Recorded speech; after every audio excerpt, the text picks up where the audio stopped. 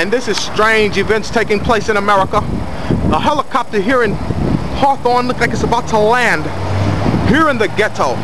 It's a military helicopter. It has military markings. We shall go over here to investigate to see what's really happening here. I think it's having trouble.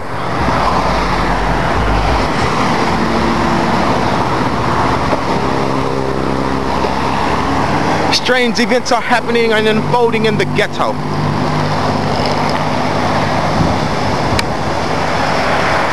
For some strange reason, this helicopter has stopped and hovered real low in civilian airspace.